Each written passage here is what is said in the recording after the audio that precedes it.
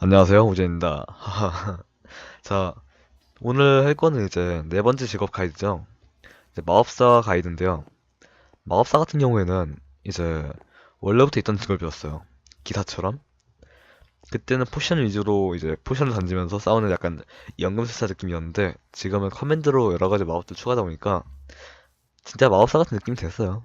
근데 그 대신에 좀 더 쓰기 힘들어졌다? 이런 거. 왜냐면 단순하게 던지는 포션이랑 달리 마법 같은 경우에는 여기 이렇게 있죠? 이런 것들은 커맨드를 쓰다 보니까 이제 한 턴에 거쳤다 나오거든요. 이거 타임 맞추기도 힘들고 또 이거 맞춘다고 해도 이거 깔끔하게 쓰기 좀 힘들어요. 진짜. 그래서 약간 고난이도 캐릭터 중 하나죠. 일단 간단하게 방어구부터 볼까요? 방어도. 그죠. 방어를 보면은 일단 갑옷이 3개밖에 안 돼요. 3개. 가죽 갑옷 3개.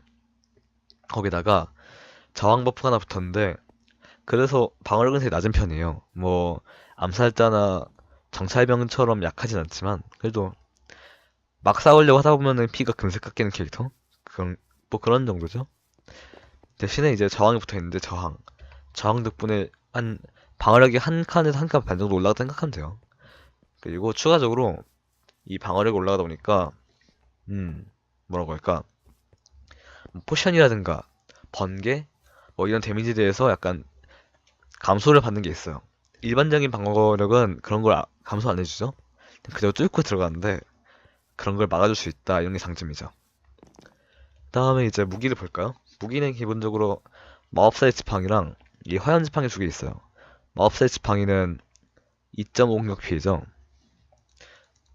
그래가지고 이게 이걸 따이면은 별로 강하지가 않아요. 뭐 다른 직업들을 막 4번, 5번 때리면 죽는 거에 비해서는 몇 번인가 보면은 하나, 둘, 셋, 넷, 다섯, 6번 때려야죠. 6번. 6번인데 이게 또 알아둬야 될 게 6번이 그냥 6번이 아니라 방어력을 생각해야 돼요.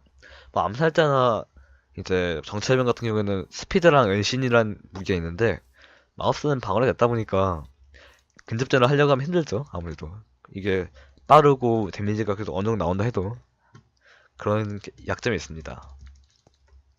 그 다음에 화염 지팡이는 말 그대로 그냥 그거예요. 그냥 불 붙이는 거. 데미지는 기본적으로 1이고 1. 그래서 이걸로 계속 때려도 진짜 안 죽어요. 그냥 이걸로 사실 때린다보다는 상단에 불을 붙여가지고 상단을 견제한다. 뭐 이런 느낌으로 써야 되는 무기지. 이걸로 뭐 하려고 하면 안 돼요. 자, 다는 게 이제 마법사의 진짜 무기죠, 이제. 아, 이런 건 이제 평타 무기고. 근데 기본적으로 이제 1번 칸에 있는 게 좀 특이하죠. 순간이동의 보주라 해가지고 이름이 보주지 그냥 엔드 진주예요. 이렇게. 대신 좀 특이점이라면은 이렇게 보라색 이펙트가 흩날리기 때문에 이제 좀 눈썰미가 좋은 사람들한테 걸릴 경우에는 이제 아, 제가 어디 떨어지겠구나 하는 거 알 수 있어요. 그리고 마법사의 가장 큰 문제점 하나는 이 텔레포트가 원래 그 진주처럼 그냥 딱히 변한 게 없어서 낙뎀 받아, 낙뎀 2칸 정도. 그래서 이거를 말 그대로 하죠. 그렇게 되면은 많이 아파요. 게다가 후반부에 이제 배고픔이 떨어져가지고 체력 회복이 안 될 시기쯤 되면은 이걸로 도망치려다가 죽을 수도 있겠죠. 하지만 가장 큰 장점이라면은 다른 뭐 스피드가 빠르건 아니면 뭐 점프를 높건 간에 텔레포트만큼 가장 효율적으로 이동할 수 있는 거 없다는 거예요. 그러니까 생각하면은 꽤나 좋죠. 뭐 처위까지 가려고 하는데 한 번 던지면 끝이잖아요. 뭐 물론 단점이라면은 이게 떨어지는 순간 되는 거라서 이게 안 떨어지면은 그 전까지 TP를 못 한다는 거죠. 자, 다음은 이제 TP 커트 풀고 이제 저주의 포션이라고 이제 고통 포션이 즉시 데미지 포션이죠. 즉시 피해. 2단계 정도 돼가지고 대략 한 그냥 맞으면 7, 8 돼요. 한 하체 3칸에서 3칸 반 정도? 그래서 이 주민한테 던지면은 어우 이렇게 하고 또 한 번 던지면은 2방이죠. 2방이라고는 하는데 이게 2방이 이제 직격을 맞았을 때 기준이에요. 그러니까 포션을 그대로 맞았을 때 이제 한 10 정도 다는 거죠, 데미지가. 물론 그렇게 맞출 일은 거의 없다 봐야죠. 진짜 상대한테 붙어가지고 이걸 던지는 게 아닌 이상은 힘들죠. 보통은 약간 비껴나가가지고 데미지가 5에서 6 정도 나올 거야, 보통은. 진짜 잘 안 맞을 경우에는 한 2, 3 나오고 그러겠죠? 이걸 잘 쓰는 게 중요해요. 왜냐면은 가장 쓰기 쉽고 데미지 높은 기술이라서, 마법사 기술 중에서. 자, 그 다음은 이제 이거 말고 파이어볼이라 해가지고 약간 좀 특이한 기술이에요. 뭐 다음부터 다 특이하죠? 불마법이라고 할 수 있는데 이걸 일단 바닥에 우클릭을 하세요. 그럼 이렇게 블레이즈가 죽으면서 이 화염구가 소환되는데요. 이 화염구를 상대한테 발사하면은 이렇게 터집니다. 이게 상대한테가 아니더라도 뭐 바닥이라든가 벽이라든가 그런 데 맞아도 터져요. 이걸 직격으로 던지면은 진짜 저도 맞아볼게요. 데미지를 봐야 되니까. 자, 진짜 직격으로 맞으면은 데미지가 엄청 나와요. 물론 약간 메커니즘 복잡하죠? 소환했다가 한 몇 초 뒤에 던진다. 이런 거라서 던지기도 힘들고 또 잘못하면 제가 그 자리에서 폭발할 수 있어요. 그러다 보니까 약간 안정성은 떨어지죠. 하지만 두 개나 되고 기술이 일단 폭발 데미지도 꽤나 크다 보니까 근처에 있어도 살짝 맞거든요. 견제용으로 충분한 기술이다. 아니면 자폭하기 위해서 바로 상대 앞에 소환해가지고 같이 터진다 할 수 있고요. 아, 이 기술의 단점은 이제 내가 아니더라도 상대가 때려도 이게 날아간다는 거예요. 그래서 잘못하다가 이제 궁수랑 이제 궁수한테 원거리 공격을 하려고 이거 소환했죠. 그럼 궁수 화살에 이게 튕겨져 나가가지고 내가 맞아요. 그거 조심해야 돼요. 자, 잠깐 다시 회복을 하고요. 두 번째로 보여줄 거는 이제 이거 이 빅맥 소환량 기술인데요. 이 기술은 진짜 말 그대로요. 그러니까 이걸 딱 우클릭하면은 이렇게 5 곱하기 3 곱하기 5 정도 해가지고 이렇게 얼음벽이 소환돼요. 3.5초간 딱 저기 물 이펙트가 다 떨어지는 시기까지 이게 얼음이 생성되는 거죠. 이걸 이제 어떻게 쓰냐면은 뭐 공격용으로 상대를 아까처럼 묶어줄 수 있겠죠? 3.5초 동안? 그러면 상대는 지식사 데미지도 받고 이제 움직이지도 못하겠죠. 반대로 방어용으로 쓸 수 있다면은 뭐 어디 이런데 소환해가지고 화살 날라오는 거 맞거나 아니면은 뭐 문 같은 데를 사이에 두고서 소환하면은 상대가 들어오지 못하겠죠? 뭐 그렇게 쓸 수 있는 기술이에요. 아니면은 진짜 뭐 점령전처럼 점수를 먹어야 되는 상황에서는 딱 거기에 소환해가지고 이제 들어오지 못하게 막을 수도 있고요. 뭐 그런 식으로 그냥 응용을 가능한 유틸리티 기술이에요. 방어용 기술이죠. 다음에 이제 라이팅 볼트는 이게 제일 아마 강한 기술일 거예요. 근데 저 주민들한테는 못 쓰죠. 왜냐면은 주민들한테 번개 쓰면은 이제 마녀로 변하니까. 그래서 이거는 서먼 뭘로 할까요? 엔티티 이게 인 바뀌었구나. 그냥 홀스구나. 홀스. 한번 이거 해볼게요. 번개. 하나, 둘, 팍. 이런 식으로 데미지가 들어간대요.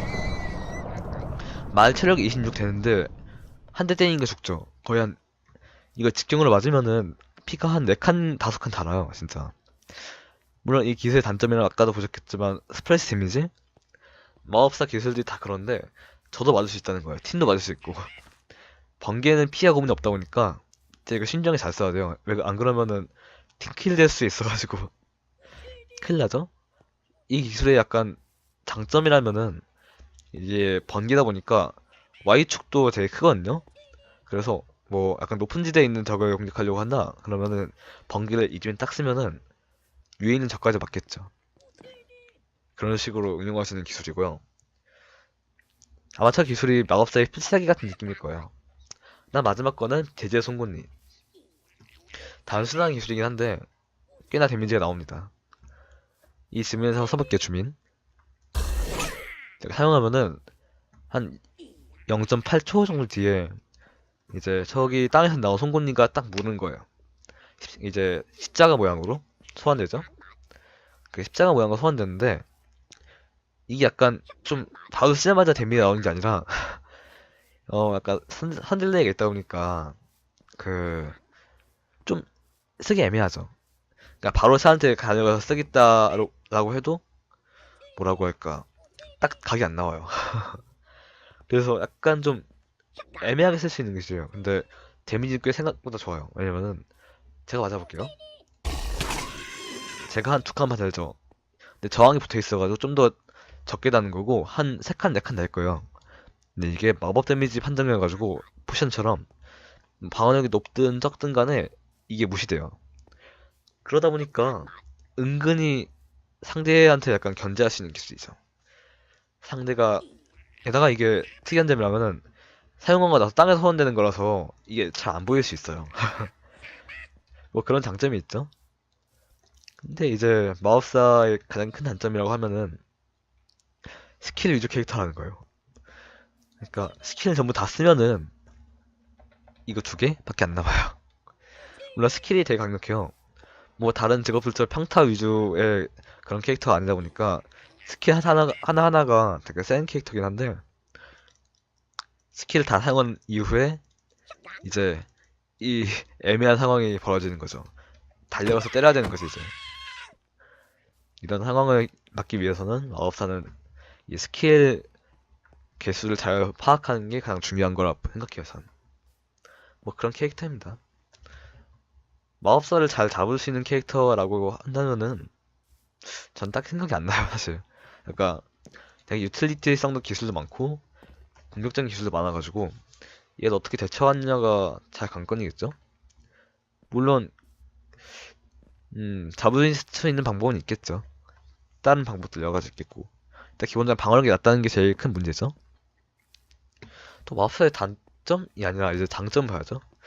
마법사가 잘 잡을 수 있는 상대라고 하면은 일단 기사나 그 중보병처럼 방어력이 되게 높은 캐릭터들 잘 잡을 수 있어요. 왜냐면 마법 데미지가 뭐 높은 간에 아니면 좁든 간에 이게 다 뚫고 가거든요, 공격력이.